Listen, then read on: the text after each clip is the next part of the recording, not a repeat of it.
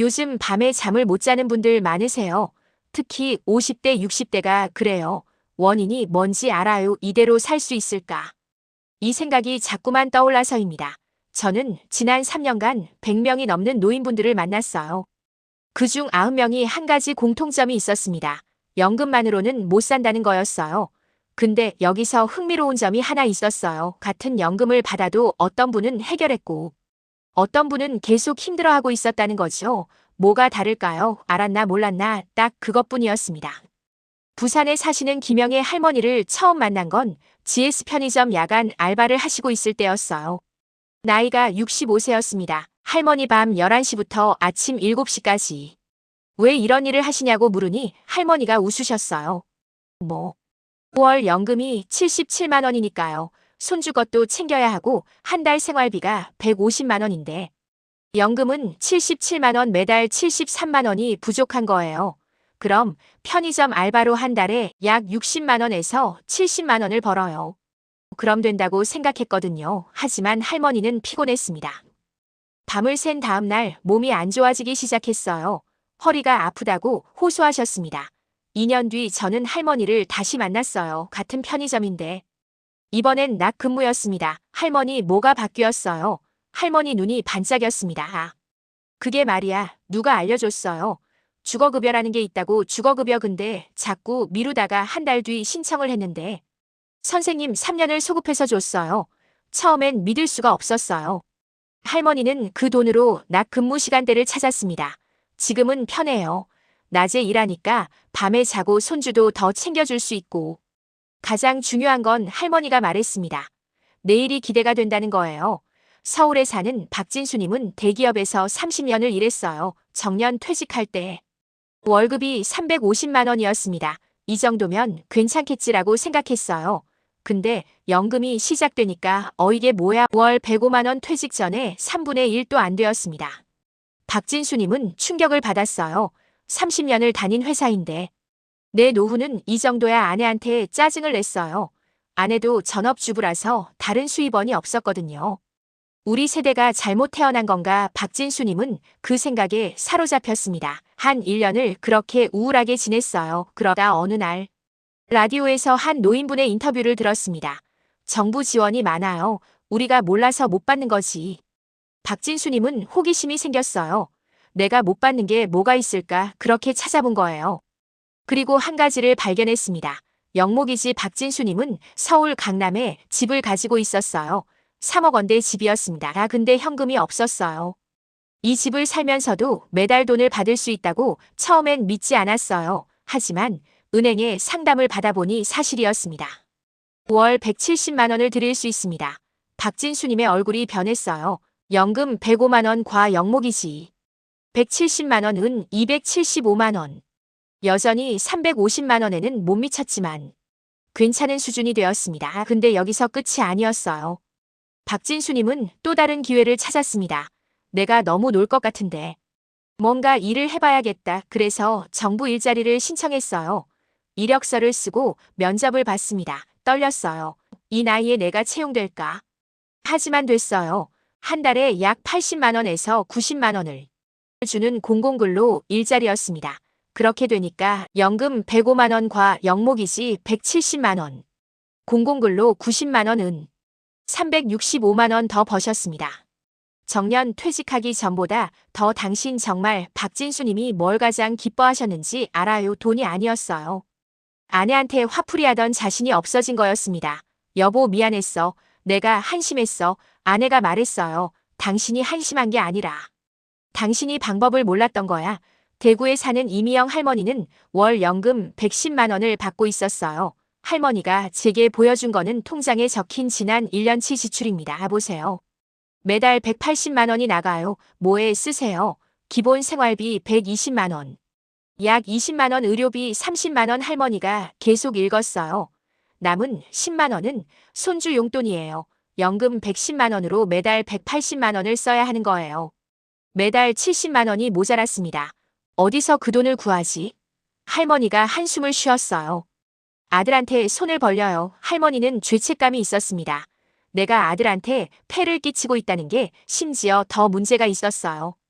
할머니 몸이 계속 안 좋아지고 있었어요. 무릎이 아프다고 했습니다. 수술하려면 비용이 200만 원대라고 해요. 할머니는 포기했습니다. 그냥 아프고 살 수밖에. 근데 제 조언으로 할머니는 몇 가지를 시작했어요. 먼저 정기예금으로 2억 원을 넣었습니다. 금리가 3.5%였어요. 연 700만 원, 은월 58만 원. 5월 기초연금 받으면서 동시에 정기예금 이자를 받는 거죠. 그리고 보험료 감면을 신청했어요. 5월 12만 원이 절감되었습니다. 그리고 할머니가 할 수 있는 일을 찾아봤어요. 대학교 교수 출신이라고 했으니까요. 할머니가 영문 검수를 할 수 있을 것 같은데. 할머니가 웃으셨어요. 할머니는 처음엔 온라인 플랫폼에 등록했어요. 월 35만 원 정도 벌었습니다. 3개월 뒤 저는 할머니를 만났어요. 할머니 무릎은 다 나았어요. 수술했어.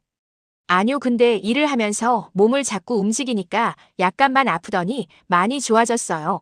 더 놀라운 건 할머니의 표정이었어요. 생기가 돌아와 있었습니다. 이제 아들한테 손을 안 벌려요. 나는 내 돈으로 생활해요. 할머니가 말했어요. 가장 중요한 건 내가 필요한 사람이 된 거예요. 누군가 내 검수를 필요로 하고 내 손으로 번 돈이 있다는 게 이 세 분의 사례가 나에게 깨달음을 줬어요. 연금만으로는 못 산다는 건 비관적인 말이 아니라 현실을 인정하는 거더라고요. 그리고 현실을 인정하는 순간 방법이 보이기 시작하는 거였어요. 당신이 지금 50대라면 20년 뒤에 나이 먹을 거예요. 그때 당신은 어떤 노인이 되고 싶으세요? 매달 손주 용돈도 못 주는 할머니. 야간 편의점 알바를 해야 하는 할머니. 아니면 나는 내 돈으로 산다. 이렇게 자존감 있게 사는 할머니. 당신이 지금 선택할 수 있어요. 왜냐하면 시간이 아직 있으니까요. 자, 그럼 구체적으로 봅시다. 어떻게 하면 월 300만 원 이상을 만들 수 있을까요? 정부에는 이미 준비되어 있습니다. 우리가 몰라서 못 받는 거예요. 당신이 기초연금을 받고 있나요? 대부분 받고 있죠. 월 32만 원 정도. 근데 여기서 끝이에요. 아니요. 주거급여라는 게 있어요. 처음 들어보는 사람도 있어요. 주거급여가 뭐예요? 쉽게 말해서 전월세나 난방비를 국가가 줍니다. 내가 내 조건만 맞으면요. 예시를 들어볼게요. 60대 혼자 사는 분. 월 소득 200만 원 이하 전세집에 살고 있어요. 이분은 주거급여 대상입니다. 얼마를 받을까요? 평균 월 20만 원에서 35만 원. 근데 여기서 중요한 게 있어요. 소급이라는 개념입니다. 박영수라는 분을 만났어요. 61세 부산에서 혼자 살고 있었어요. 주거급여를 몰라서 신청을 안 했어요. 지난 3년을 그러다 우연히 알게 되어서 신청했습니다. 그럼 뭐가 됐을까요? 지난 3년을 소급해서 줬어요. 월 30만 원을 36개월 동안 하면 1,080만 원.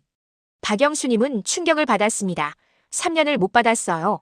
이 돈으로 뭐를 했을까요? 그 돈으로 치료를 받았어요. 당뇨약을 제때 샀어요. 평생 후회할 뻔했어요. 당신이 매달 건강보험료를 내잖아요. 평균 월 10만 원에서 15만 원. 근데 이걸 50% 감면받을 수 있다는 거 알아요? 조건을 맞추면요. 월 3만 원에서 8만 원 절감면 36만 원에서 96만 원. 어르신 일 안 하고 싶으세요? 대부분 사람들이 나이 70이 넘었는데 누가 고용해라고 생각해요. 근데 국가가 일자리를 만들어줍니다. 공공근로 월 80만 원에서 90만 원 주 3일에서 4일만 일합니다. 도서관, 공원, 복지관 이런 곳에서요. 사례가 있어요. 이명순 할머니 67세. 나는 도서관에서 일해요. 책을 정리하고 사람들을 맞이해요. 월 85만 원. 근데 가장 좋은 게 내일이 있다는 거예요. 월요일에 일이 있고 목요일에도 있고. 그 일을 위해 일어날 이유가 생기는 거예요. 1단계 정리해보면 기초연금 32만 원, 주거급여 30만 원, 보험료 감면 5만 원 절감, 노인 일자리 85만 원, 월 152만 원. 이것만 해도 됩니다. 나는 뭐가 있나 이 질문을 해봐야 해요. 당신이 집을 가지고 있어요. 그 집에 살면서도 매달 돈을 받을 수 있어요. 이게 영목이지입니다. 김석주님 사례. 68세 서울 서초구에 집이 있어요. 집값이 3억 5천만 원. 이 집은 내 자산인데 현금이 없어요. 은행에 상담받아봤어요. 월 170만 원을 드릴 수 있습니다. 김석주님이 물었어요. 집은 당신이 살아있는 동안은 계속 사세요. 돌아가신 후에 국가에 반환됩니다.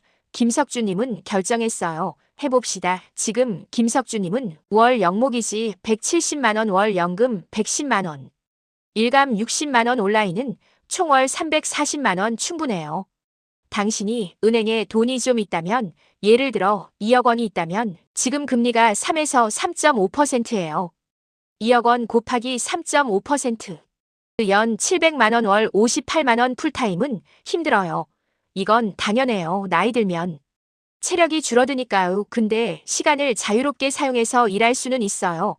요즘 온라인 플랫폼이 많아요. 설문의 뻥역, 플랫폼 강의 플랫폼, 이런 곳들이에요. 여름순 할머니 72세 대학 문학과 교수 출신, 나는 영문 검수를 해요. 한 달에 몇 건을 하면 월 40만원에서 60만원, 집에 앉아서요. 아무도 나이를 묻지 않아요. 당신의 실력만 봐요. 박준하님 70세 요리사 출신, 유튜브에 요리 영상을 올렸어요. 지금 월 수익이 50만원에서 80만원. 처음엔 조회수가 안 나왔어요. 근데 1년을 꾸준히 했어요. 그럼 뭐가 됐을까요? 사람들이 찾기 시작했어요. 이 할아버지는 정말 맛있게 요리해요. 벌기만 해서는 안 됩니다. 똑똑하게 써야 합니다. 당신이 67세라면 건강검진이 국가에서 줍니다. 무료예요. 건강검진 네, 무료입니다. 그리고 조기에 발견된 질병은 나중에 치료하는 것보다 3배 이상 저렴합니다. 이미영 할머니 살에 정기검진을 받았어요. 무릎에 물이 찬다고 해요. 그 당시 수술비가 200만원 되었어요. 하나. 근데 정기적으로 관리를 했어요. 약국에서 약을 받고 물리치료를 받고. 지금 3년이 지났어요. 수술은 안 했습니다. 다행이다 싶어요. 200만원을 절약했네요. 당신이 67세라면 여기 있는 도시들 확인해봤어요. 서울 65세 이상 버스 무료, 부산 65세 이상 대중교통 무료, 대구 70세 이상 무료. 지역마다 다르지만 월 10만원에서 20만원은 절감돼요. 년 120만원에서 240만원, 여기까지만 해도 충분해요. 근데 더 하고 싶으면 작은 사업도 가능해요. 박미옥 할머니 67세 손수건을 만들어요. 어릴 때 할머니가 만들던 것 같아서 처음엔 친구들한테만 줬어요. 그러다 온라인에 팔아봤어요. 첫 달엔 5만원, 3개월 뒤엔 20만원, 1년 뒤엔 월 150만원. 당신이 뭘 좋아하나요? 그게 상품이 될 수 있어요. 당신이 차고가 있으면 주차장으로 임대하면 월 30만원에서 80만원자 정리해봅시다. 당신이 60대 초반, 집도 있고 조금의 저축도 있고 건강도 괜찮아. 그럼 1단계 월 150만원, 2단계 월 170만원 영목이지, 3단계 월 50만원 온라인 일감, 4단계 월 30만원 절감. 이게 총 월 400만원으로 충분해요. 그 이상이에요. 당신이 집이 없다면 1단계 월 150만원, 2단계 월 50만원 정기예금, 3단계 월 60만원 온라인 일감, 4단계 월 30만원 절감. 이게 총 월 290만원으로 이것도 충분해요. 근데 돈보다 더 중요한 게 있어요. 아까 만난 분들 기억나요? 김영애 할머니 처음 만났을 땐 야간 편의점 알바를 했었어요. 밤 11시부터 아침 7시까지. 얼굴이 칙칙했어요. 주거급여를 받고 낮 근무로 옮긴 뒤엔 이제 밤에 자요. 눈이 반짝였어요. 내일이 기대가 된다고. 박진수님 처음 만났을 땐 아내한테 짜증만 냈어요. 연금이 이 정도야 영목이지와 공공근로를 하고. 난 뒤엔 여보 미안했어. 아내가 웃었어요. 당신이 방법을 알게 돼서 다행이야. 이미영 할머니.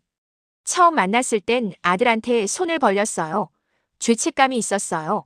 온라인 일감을 시작하고 나서 내가 필요한 사람이 됐어요. 누가 당신의 검수를 필요로 합니다. 당신의 손이 필요해요. 당신의 경험이 필요해요. 이게 가장 중요한 변화예요. 돈도 있게 되지만 더 중요한 건 나는 여전히 필요한 사람이다 라는 자존감이 돌아온다는 거예요. 그럼 이제 당신이 해야 할 일은 당신의 월 수입을 정확히 계산하세요. 연금, 자녀 지원, 다른 수입 전부요. 그리고 월 생활비가 정확히 얼마인지 적으세요. 부족한 게 정확히 얼마인지 알아야 계획을 세울 수 있거든요. 주거급여를 신청할 수 있나 확인해 보세요. 방법은 간단해요. 주거급여 신청, 이 세 글자를 검색하면 다 나와요. 또는 주민센터에 가면 다 알려줘요. 정부 일자리를 검색해봐요. 워크넷, 각 지자체 일자리 포털 이런 데 들어가면 일자리가 수백 개 떠요. 당신이 할 수 있는 게 뭐 있나 봐요. 온라인 플랫폼을 가입해봐요. 설문 앱 번역 플랫폼, 강의 플랫폼 이런 곳들요. 처음엔 수익이 없을 수도 있어요. 근데 3개월에서 6개월이 지나면 나아져요. 당신의 영목이지 자격을 확인해봐요. 집을 가지고 있다면 한국주택금융공사에 전화하세요. 저 영목이지 자격 있나요? 한 번의 전화로 끝나요. 당신이 이 영상을 보고 있는 건 우연이 아니에요. 당신이 변해야겠다고 생각했으니까요. 자, 당신은 어떤 노인이 되고 싶어요? 나는 내 돈으로 산다 이렇게 자존감 있게 사는 사람, 아들, 손주한테 폐를 끼쳐서 미안해 이렇게 죄책감을 느끼면서 사는 사람. 당신은 선택할 수 있어요. 왜냐하면 지금이 바로 그 시간이니까요. 제가 만난 분들은 모두 선택했어요. 김영애 할머니도 선택했어요. 박진수 님도 선택했어요. 이미영 할머니도 선택했어요. 그들은 지금 뭐라고 할까요? 왜 이걸 더 일찍 모르지 이렇게 후회하면서도 그래도 지금 알아서 다행이다 이렇게 감사해해요. 당신도 지금이 시간이에요. 행동하세요. 작은 것부터 시작하세요. 주거급여, 신청 정부 일자리 검색 온라인 플랫폼 가입 이 모든 게 무료예요. 돈을 낼 필요가 없어요. 당신이 필요한 건 결정과 행동뿐이에요. 이번 영상이 도움이 되었다면 구독, 좋아요, 알람 설정, 댓글 부탁드려요. 당신의 선택이 당신의 인생을 바꿀 거예요. 오늘 아니라 20년, 30년 뒤에 당신의 삶을 바꿀 거예요. 화이팅입니다. 우리 함께 준비해요. 감사합니다.